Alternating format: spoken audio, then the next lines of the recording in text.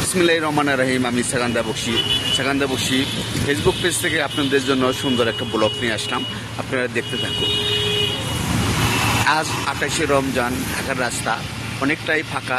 সেই জিনিসটা আপনাদের মাঝে আমি তুলে ধরার চেষ্টা করছি। আপনারা দেখতে থাকুন। এবং এখন বিভিন্ন গন্তব্যে যাওয়ার জন্য মানুষ হুমড়ি খেয়ে বিভিন্ন বাস স্ট্যান্ডে আছে। সেই জিনিসটা আপনাদের মাঝে আমি তুলে ধরার চেষ্টা করব। এবং আপনারা দেখছেন ঢাকার রাস্তা অনেকটাই ফাঁকা। এখানে যে নিয়মিত যানজট থাকে সেই যানজটগুলো নেই। আপনারা দেখতে থাকুন। আর আমি এখন আপনাদের মহাখালী বাস স্ট্যান্ডের সর্বশেষ যে পরিস্থিতিরা 28শে রমজানের সেই পরিস্থিতিরা আমি দেখাবো। সেখানে কী ধরনের মানুষ, কত যানবাহন কীরকম, সেগুলো আপনাদের মাঝে তুলে ধরবো। এবং বাস স্ট্যান্ডের যে সার্বিক যে অবস্থা, সেই অবস্থাটা আপনাদের মাঝে তুলে ধরবো। আপনারা দেখবেন।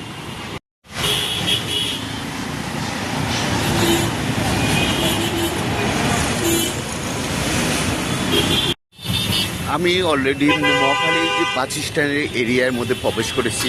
এখানে মহাখালী বাস স্ট্যান্ডে ঢোকার আগে যে যানজটটা, সেই যানজটটা আপনারা দেখতে পাচ্ছেন।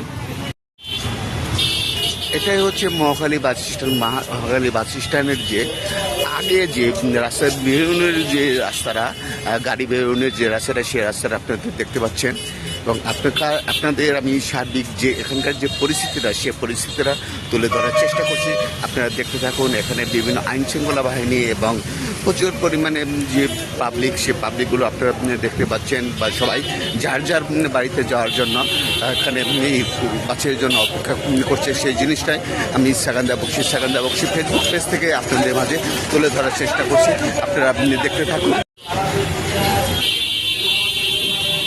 এইভাবেই সারিবদ্ধভাবে সবাই যার যার গন্তব্যে যাওয়ার জন্য রেডি হয়ে আছে এবং বাস আসবে, তারা চলে যাবে। আমি বাস স্ট্যান্ডের ভিতরে অলরেডি চলে আসি। এখানে যে বাস স্ট্যান্ডে বিভিন্ন গন্তব্যে বাস যাওয়ার, সে বাস যাওয়ার যে গন্তব্য স্থানে চলে আসছি। এখানে দেখাচ্ছি এখানে বিভিন্ন ধরনের যাত্রীরা এবং বিভিন্ন ধরনের এরা বাড়ি যাওয়ার জন্য অপেক্ষা করে আছে। সেই জিনিসটা আপনাদের মাঝে আমি তুলে ধরার চেষ্টা করছি। এবং প্রচুর পরিমাণে বাস স্ট্যান্ডের ভিতরে উৎসুক যে মানুষের যে বাড়ি যাওয়ার, যে নারীর টানে যে বাড়ি যাওয়া, সে বাড়ি যাওয়ার জন্য সবাই বাস স্ট্যান্ডে চলে আসছে।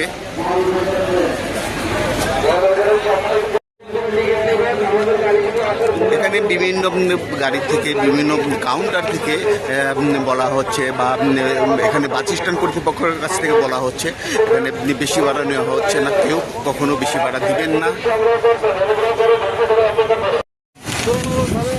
আমরা অনেক কম দেখছি। কোনো বাড়তি ভাড়া আদায়ের কোনো অভিযোগ আছে? এসি কাউন্টার এবং নন এসি কাউন্টার কোনো বাড়তি ভাড়া আমি দেখতেছি না। মানে সারা বছর যেটা নিত সেটাই, কিন্তু অনেকে বলতেছে বাড়তি ভাড়া নাকি নিচ্ছে। এটা বাড়তি ভাড়া নিচ্ছে না। অন্যান্য যে লোকাল বাসগুলো আছে, যেগুলো আমাদের রোডে চলে, ওইগুলা বেশি ভাড়া নিচ্ছে। তার মানে যে বাসগুলো সারা বছর যাত্রী পায় না, তারাই চেষ্টাটা করতেছে। কিন্তু এটা হচ্ছে আমাদের মানে কাউন্টার বাস যারা আমাদের রোডে বিশ্বস্ত একটা বাস কাউন্টার, এখানে আসলে ভাড়া বেশি নিচ্ছে এবং এই যে যাত্রীরও সংকট হচ্ছে না।